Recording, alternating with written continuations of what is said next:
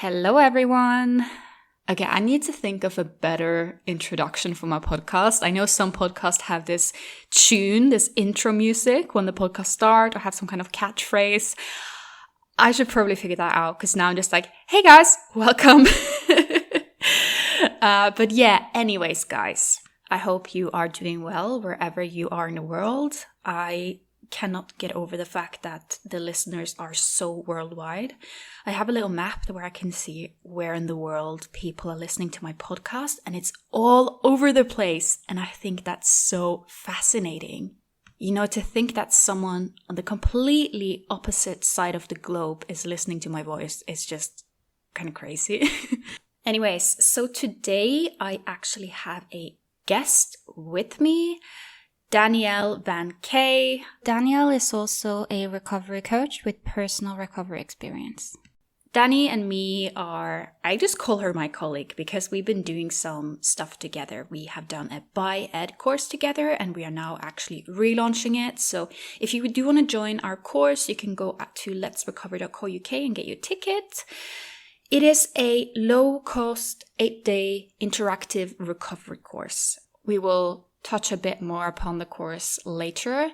And yeah, some of you might have seen me and Danielle doing some lives together over at Let's Recover, where we've been talking about different issues. And also you should definitely check out Dani on Instagram. Her Instagram is Danielle van Kay. So we have a few different topics we're going to talk a bit about today. It is a bit of an organic conversation. So we're going to talk a bit about the course and some questions we get about that. And we're also going to talk about extreme hunger. Dani's going to talk a bit about her experience with extreme hunger. And we're also going to talk a bit about what do we do when it is actually the treatment professionals that's holding someone back from recovery. Okay, so I have Danielle here. Hi, Danielle. Hi guys. Hi Emily. How are you? I'm good, thanks. How are you doing? We just talked about this. I am on the mend of laryngitis. So if I have a coughing fit once in a while, we'll have to kind of like cut that out. But let's see how far we can get here. Let's see how it goes. Let's see how it goes. So I'm so glad to have you on. And yeah, there are just a few things that I wanted to talk with you about recovery-wise. And also we're going to talk a little bit about our course as well. But the first thing that I wanted to talk to you about is that you recently spoke about your experience with extreme hunger and how you were eating 8,000 calories. And could you maybe tell us a bit more about this? Like, what made you take the plunge to go for it? And also, how did you stay calm, or did you even stay calm when you were in the depths of it? Good question. I recently did a post about this and it was very well received. And the reason why is, of course, because I think most people can eat maybe not even triple the amount that they're currently eating, but maybe 10 times the amount they're eating. And I think, the thing in our culture, we live in such a diet culture and it's very, people would say, okay, this is the amount that you can eat as a maximum and not go over it. And, especially when you have an eating disorder, that's like the current reoccurring thought, right? That, 2,500, 3,000, we all have these numbers in our heads that is our maximum. We're okay with maybe eating one magnum, but 10 is outrageous. So I had the same thing, of course, because I had an eating disorder, kind of backtracking a little bit. I had an eating disorder for 10 years and a restrictive eating disorder. I was diagnosed with anorexia at some point. So I've been mentally and physically restricting a lot of foods for the majority of, honestly, my adulthood. And so at some point I hit literally rock bottom. I physically, mentally, I just couldn't do it anymore. At the same time, I also have had chronic Lyme disease for a very long time as well. And that, just those two things together were so bad. And it was such a hard time. I didn't see a light at the end of the tunnel. I don't want to get too dark here. I mean, the end result, I'm here. I'm a recovery coach. I'm doing great. Life is really pretty damn awesome. But that has to do a lot with the fact that I ate according to my mental and physical hunger, which ended up being, and that's why I said, 8,000 plus calories. And I don't want people to think that I counted, because that's absolutely not what I didn't do, or what I did do. I didn't count at all. It's more like an arbitrary number. And I ended up eating just like a shit ton of food, basically. So how I stayed calm? Good question. I didn't in the beginning at all. I was freaking the F out a lot of the times. So kind of an overall view, what I did was as follows.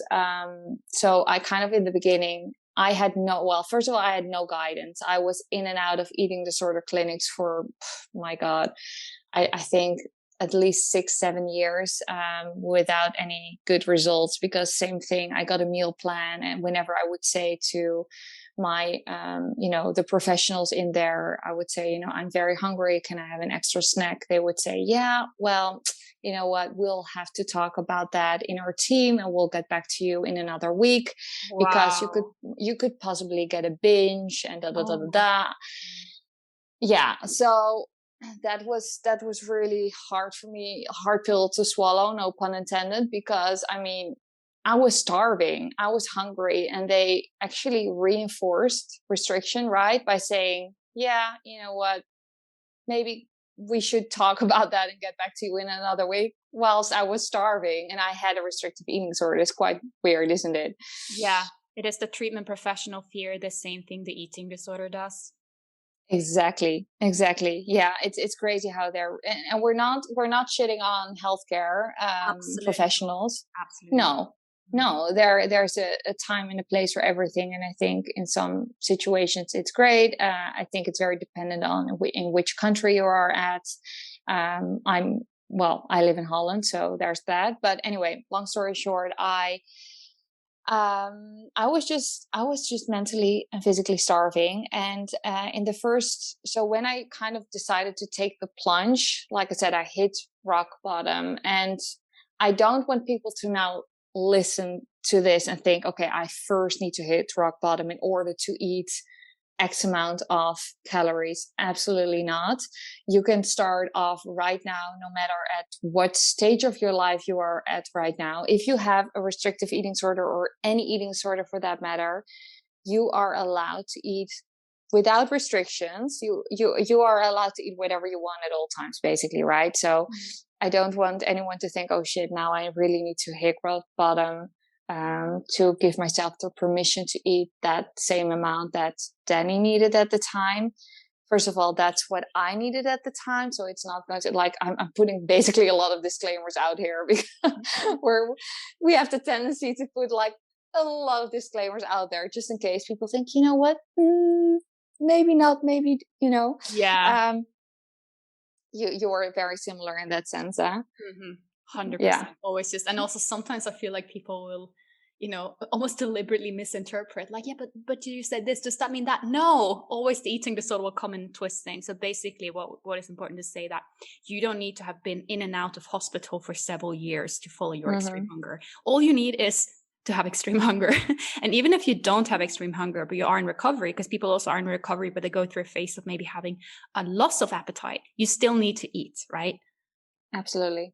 You're so right about that. Yeah. So going back to why I took the plunge. Well, first of all, again, because I didn't know any other way. I was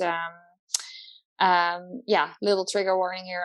I was very suicidal, not because of my eating disorder necessarily, but more because of the extreme pain due to Lyme disease. And it's funny how it goes both ways, because of course food, it's like the majority of my life was kind of the enemy, but then it was my savior. So because I was in such extreme pain, I thought, how can I distract myself? And I thought, you know what? It's not rocket science. I have extreme hunger.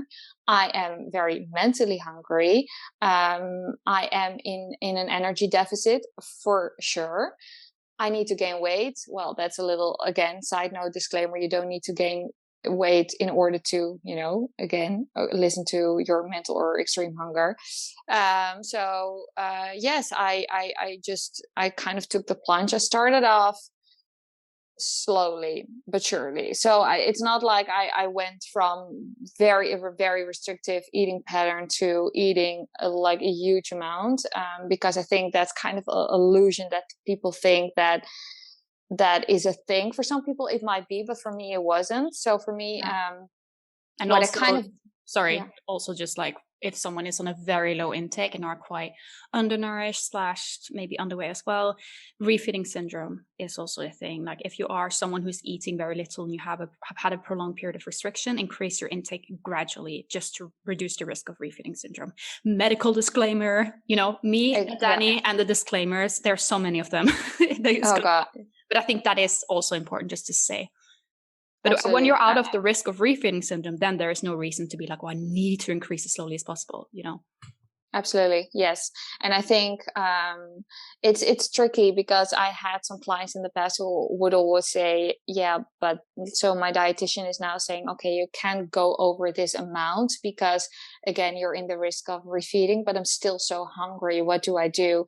I'm someone who would say, eat according to your hunger. So if you're still very much hungry, it would be weird for us to say, okay, you have a restrictive eating disorder, but keep the reinforcing the restrictions, So I would still say eat more, but then also be under medical supervision at the same time. That would be the ideal scenario, because it would be weird for us to say, what, just don't eat anymore because in case you get refeeding syndrome, because maybe it doesn't happen. But also refeeding syndrome is something that you're only at risk of in the very early phases of recovery. It's not something you're on the risk of during your whole recovery. It's just in the early phases of your process. Like it's not like the whole recovery. You need to, refeeding syndrome, because that can very often be the eating disorder's way of preventing you from increasing, right? Oh God, absolutely. Yes. Overall, have medical supervision in early recovery regardless.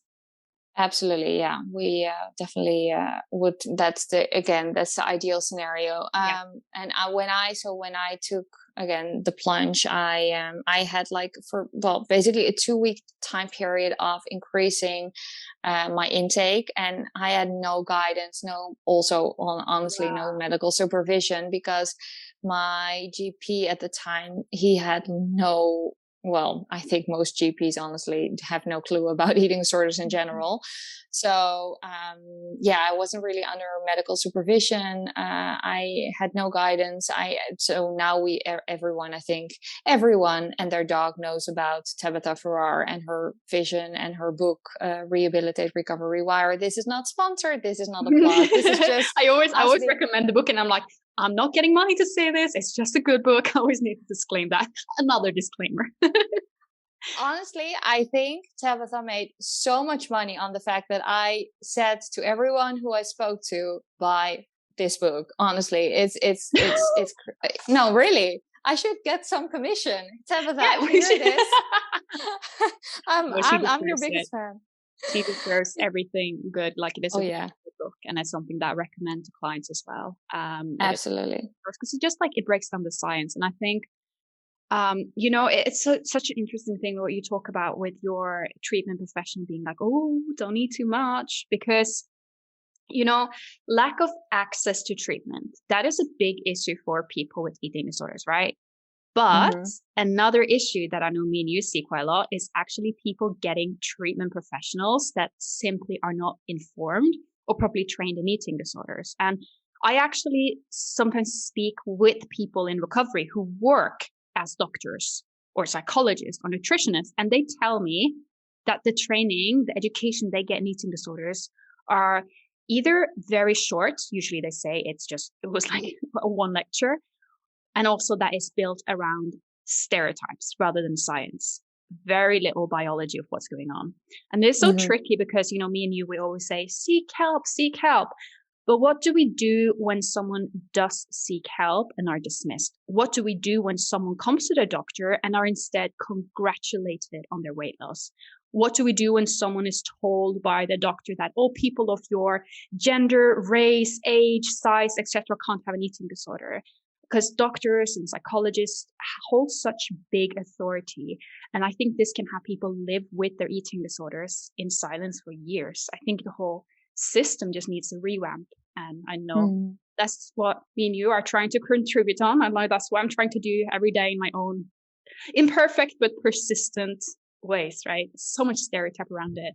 So the system, unfortunately, there are, again, we don't want to like criticize the healthcare system in that way, because there are some amazing people. Like I felt I was quite lucky with my treatment team, and also the people who are, these people aren't bad people. Your doctor who made like a silly comment is not necessarily a bad person. It's just that they haven't gotten the training. Just like there are many things I don't know that much about and probably would say things that make no sense about. Yeah.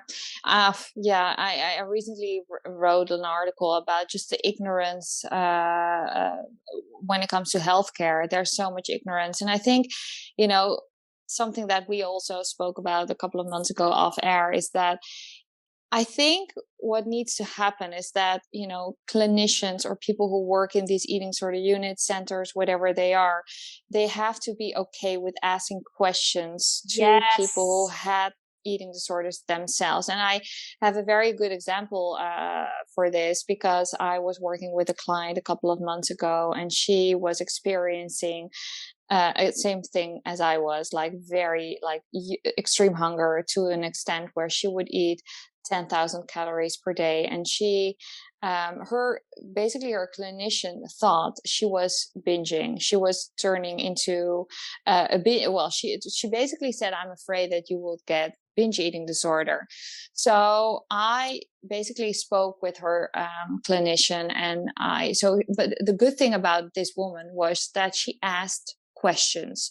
She didn't say, she was actually great. She said, "You know what, she works in a very well-known eating disorder clinic in the Netherlands. And I always have like my, I'm like a little bit apprehensive. I thought, oh my God, this is going to be a discussion instead of like a conversation. But actually it was great. She asked me, "So what was your experience? Do you think this is normal? Do I need to be worried about my client or our client?" And I said, "No, you don't have to at all. The body will know, or everything will settle down. It will, this is the thing. The pendulum will swing the other direction for a while. Your client or our client will experience extreme mental, physical hunger for a very long time. She will eat a lot of food for a very long time. And this shouldn't even be considered a binge." So I kind of like explained my backstory and the whole thing. And she was like, "Wow, honestly, this is the first time I've ever hear anyone saying something like this." And again, I was baffled by the fact that was her first time hearing that. Because this is, again, a very well-known eating disorder clinic in the Netherlands where a ton of people go to. And it's great that you ask questions, but at the same time I was like, wow, this is what we're at right now, Yeah, I love that she asked questions. And I also have had that experience with treatment professionals where I've had people who, for instance, like they read stuff on Let's Recover, and they actually tell their treatment professionals, and the treatment professionals are open to reading articles and learning. And I've had my stuff at Let's Recover being used in, hospitals, outpatient programs, inpatient programs by treatment professionals who didn't know it. Because I think it is important when we are talking about, ignorance in the system, that we don't demonize people and just assume that they have bad intentions, because they generally just haven't been trained. Like they have been trained about binging equals binge eating disorder equals eating your emotions equals bad, right? They haven't been actually taught what are the mechanisms behind that. What is the difference between, classic binge eating disorder and reactive hunger? What is upholding binging? They haven't been taught about the very basics of it. And when they are, I really encourage anyone who listens to this, who have a treatment professional who might not know about these things, inform them in a way where it's not like you're being like, "Oh, you are so ignorant." Instead, being like, "Hey, I heard of this very interesting thing. I read this really interesting article. I thought, I didn't know about this. I thought you'd want to see it." And then they can change, their approach accordingly. And I think it's so interesting you said that she hadn't heard about it. And this is, we know, me and you who work as coaches, know 100% that the reason why she hadn't heard about it was not because none of her clients had experienced it. It was because it is something that is not spoken about, and the clients probably didn't feel safe talking to her about it. And also, I think in certain clinics, they don't allow patients to kind of go through extreme hunger. They're instead just like, oh, be careful so you don't go from one eating disorder to another, right? But ironically, the way to get through reactive hunger is actually just to give in, and then it goes away by itself with time. And people never believe me when I say this. We can show every scientific article. We can give people like biology lesson of what's going on, but people are still going to think they're unicorns, right? Yeah. Oh, absolutely. Yeah. Yeah. Yeah. And the crazy thing about, I'm in hindsight, I'm very happy that I didn't get any guidance when I took the plunge and kind of went, well, as they now say, everyone calls it all in or whatever it is. Like I just ate a lot of food in a very kind of short time span. At the time, I'm very actually happy that I didn't have any guidance of, let's say, a dietitian or a quote unquote health professional, because I think they would honestly hold me back from eating that much. Wow. There was no one saying, oh my God, Danie, are you sure this is not a binge? Because there were, honestly, I can basically sit here and describe what I would eat in, let's say, half an hour, and it would be a lot of food, like a lot of food. But again, what is a lot? That's relative. But for me, that was necessary. And I couldn't eat that amount anymore because I'm not in energy deficit anymore. But I needed that amount in order to get to nutritional rehabilitation and not have extreme hunger anymore after, let's say, for me, it was around 8 to 9 months. And kind of going back to the beginning, did I stay calm? No, there were times where I was freaking out actually quite a lot. But I always say you don't die from a panic attack, but you do die from an eating disorder. And, that anxiety curve will flatten accordingly if you keep repeating, not even your fear foods, but also the amounts and the quantities, because that is also something which is very common. And we both hear a lot from our clients is that, they're not necessarily afraid of, let's say, a slice of bread with Nutella or 2, but they are afraid of 5 or 6 slices of bread with Nutella, because that is then too much, for the eating disorder's brain to kind of like wrap its head around. And so, it was how I stayed calm. Well, thankfully, neural rewiring does exist. So indeed, it is a thing. When I read Tabitha, her book, after I went through this entire experience, which again, I had no guidance there. Tabitha didn't, of course she existed. She was alive, but she wasn't alive. Oh, really? On YouTube. I think technically she was alive. She had a pulse and she was on planet Earth.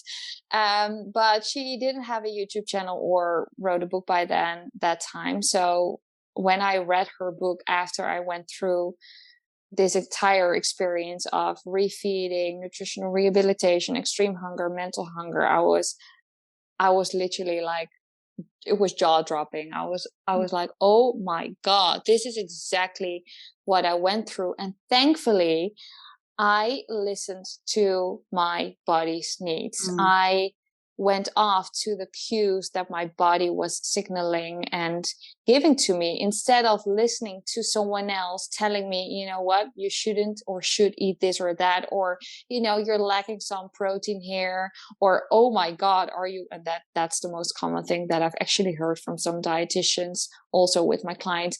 Are you eating that much processed foods? That can be good. You're eating too much sugar, all those things. Oh my God. Can you imagine getting that comment if you're in recovery and you have the cravings for energy, like dense, sugary foods? My God.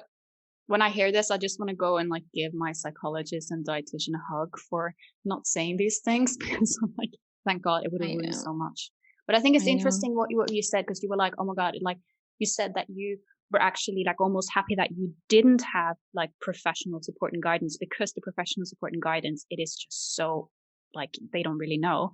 But imagine if you had professional support and guidance, like maybe you had a therapist or a coach, a dietitian, or support group, something that was kind of telling you, hey, this is normal, this is okay, and gave you allowance to go, all in and to eat. Do you think that would be helpful if you had someone who could actually tell you, like, this is, go for it? Oh God, yes, absolutely. Yeah. We just need more people who know all about this, who are well versed, well informed. So yes, absolutely. And I think that's why I think it's so lovely and great what we're doing. And we both love our jobs because we are the ones who've been through this all, and just giving someone else, of course, you have to give yourself the permission at the end, but, also giving someone else the permission and saying, what you're feeling right now and what you're experiencing and what you're going through is normal. This is okay. You're in a safe space. You're in a safe place. Your body is just, doing what it needs to do. That's it. And just saying even that can help so much. And that's why also, of course, why we're launching the courses, and why we get the testimonials we do, because we think, well, this has already been spoken about a gazillion times, so what are we bringing any news to the table? But still, it is so helpful for a lot of people. 100%. No, that's such a good point. And I also get optimistic because, like, when we do courses like that, there are some people who work within healthcare who also join. Or also, like, I know people from my Instagram who are, for instance, like, oh, hey, I'm a nurse, I want to learn more. And I just get so happy when I see that there are actually people in the system trying to make a change. It's amazing. Yeah, I think in life in general, in every field of work, you have to stay curious. You have to be willing to learn about things. Honestly, in the beginning, when I was first started out coaching, I knew stuff, but I didn't know everything. And I mean, when you first are going to interact with people with eating disorders or with clients overall in general, when it's new, it's new. You have to figure things out. You have to literally get to know how to work with people, and again, be curious, ask questions. What do you need? What do you need to go in order to go further along in your recovery? Just be willing to ask questions. So I think that's indeed, like I said, it's great. See the person, not just like the condition or the diagnosis. I mean, not everyone is diagnosed, but like, see the person and be aware that, yes, an eating disorder, even though there are a lot of similarities, everyone also does have unique differences in terms of like what approach works for them. So I think that's so important, see the person and learn. Like me as well, like, even though I'm a coach, even though I've been in the recovery space for many, many years, I'm still learning every day. And I think that is the most important part. I'm always actively seeking out new information and learning. And I think that should just be the norm in the healthcare, in mental health, with not just with eating disorders, but just with mental health in general. People who work in mental health should always seek out new information, check out what is the latest, studies that have been launched, like listening to the patient as well. Yeah, I completely agree. Yeah. And what I also think is very interesting is that we both work internationally, so we hear what other, thankfully you had a great experience with your health professionals.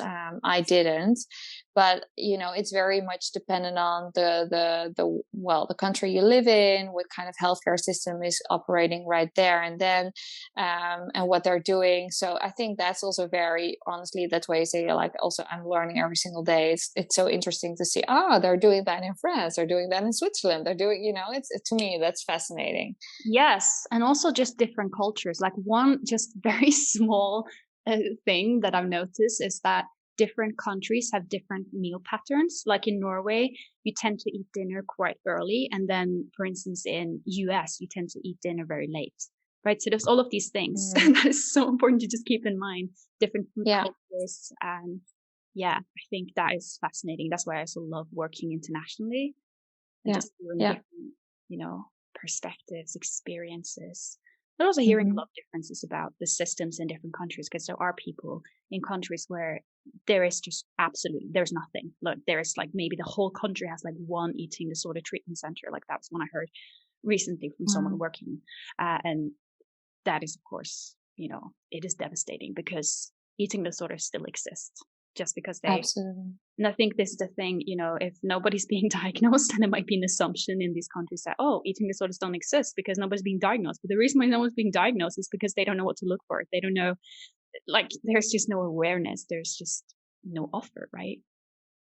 Yeah, absolutely right. Yeah, couldn't agree more. Yeah. Wow. Yeah.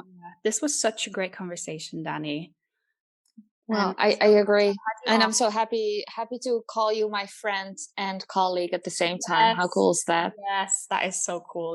That they always talk about the internet being such a scary space, but I've met some amazing people, connected with some amazing people there. So I'm glad the internet, Instagram brought us together. Indeed. Yeah, honestly. Otherwise, how would if we met? We live in different countries. Yeah. Yeah. 100%. Yeah. No, thank you so much for joining me. And guys, you should definitely follow Danie on Instagram. Her Instagram is Danielle van Kay. Check her out. Amazing posts. So yeah. Thank you, babe. And I'll talk to you very soon. And thank you for having me on. Thank you.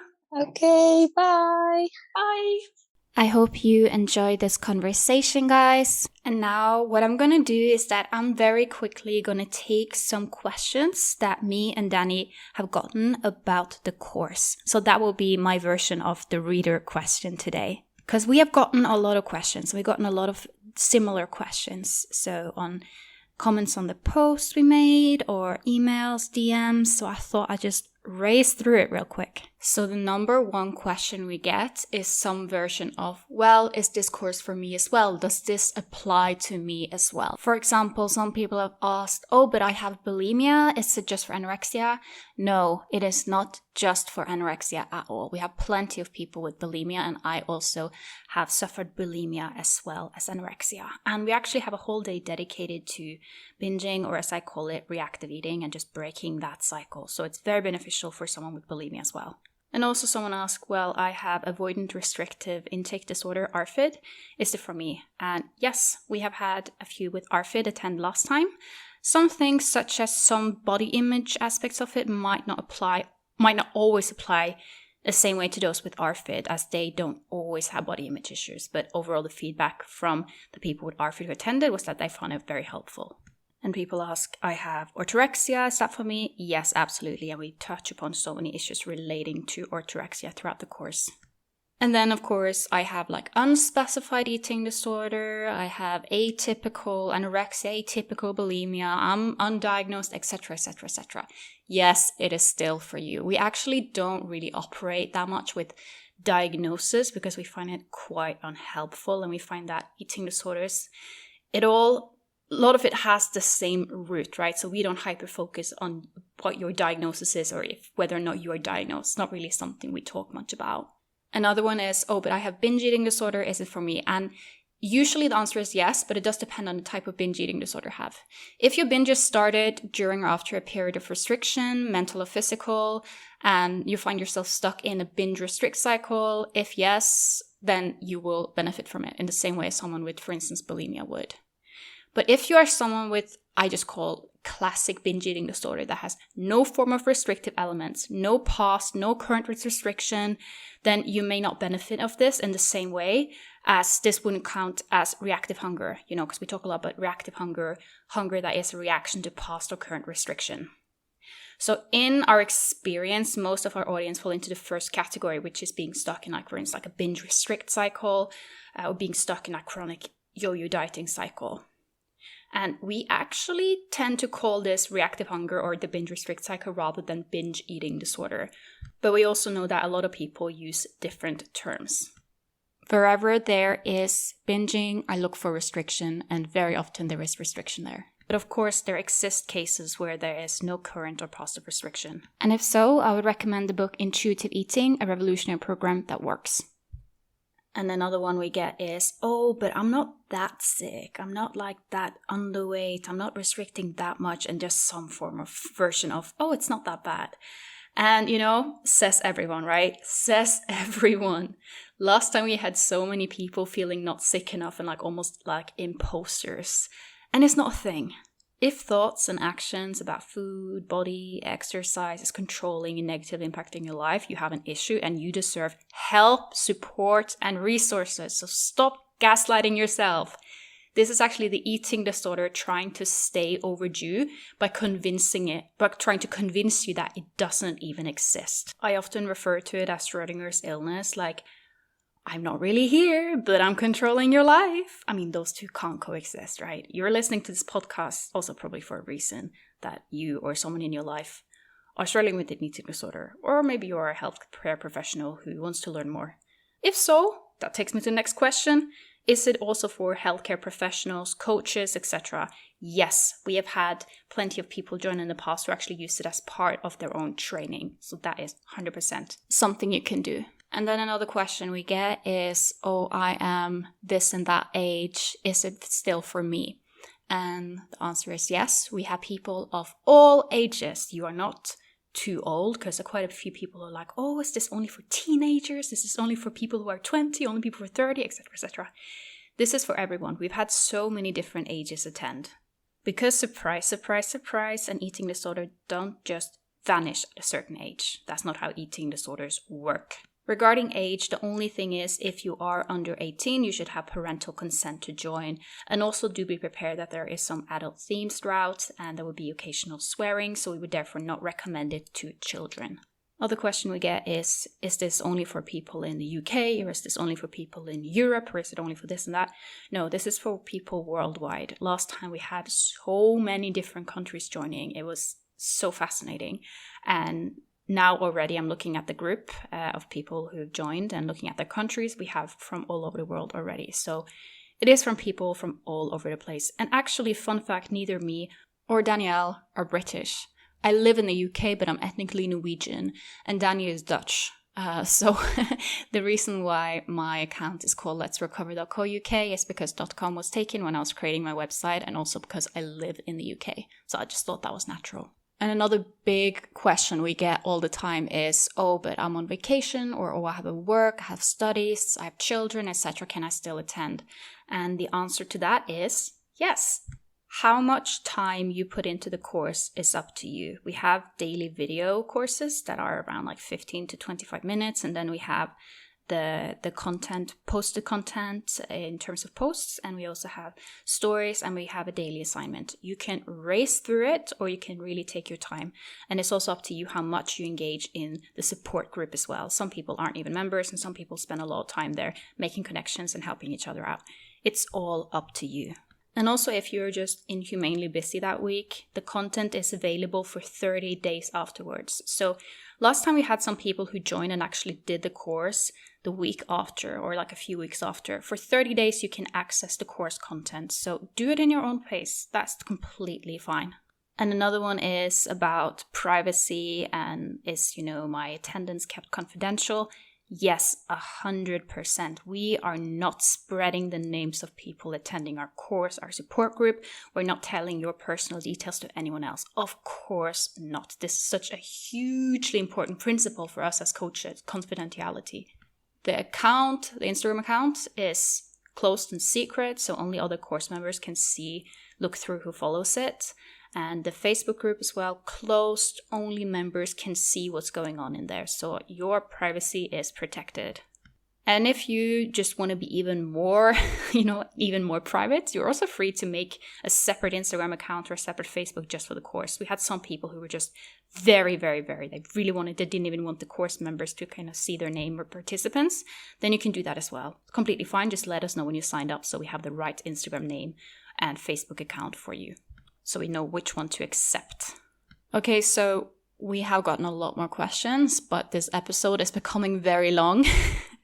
I will answer more questions on my Instagram page, and also you could always DM me or Dani or email us, and we will answer if you got any questions or any concerns.